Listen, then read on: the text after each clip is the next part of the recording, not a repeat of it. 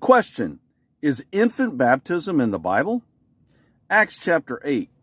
And we're going to begin in verse 36.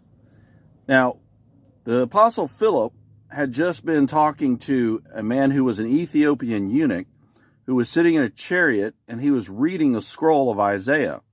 And he was reading, he didn't know it yet, but he was reading about Jesus, where we would find that in Isaiah chapter 53 today. Well, he asked Philip to help him understand what he was reading. Like, who is this about? And from Isaiah, that portion of Isaiah, Philip preached Christ to him, right? Because that's who that's about. It's about Jesus. So the man believes, and then he comes to this some water, and he says, "Here's some water.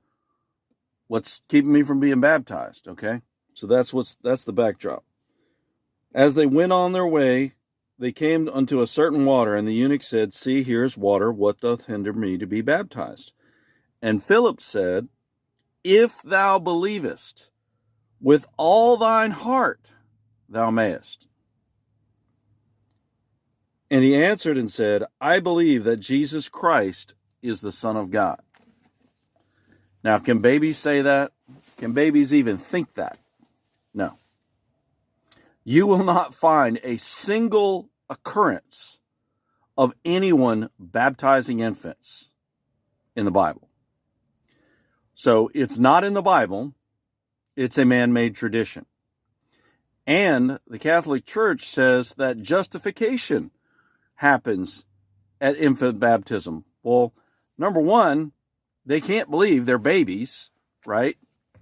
They don't have that reasoning capacity to understand, let alone believe yet. Okay?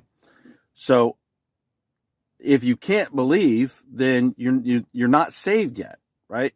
A person is saved by the grace of God. They're justified in the eyes of God when they believe the gospel and put their faith in Jesus Christ. Babies can't do that. So, no, infant baptism is not in the Bible. And the reason it's a big deal is because people have this unfortunate mistake of associating baptism with salvation. Baptism does not save.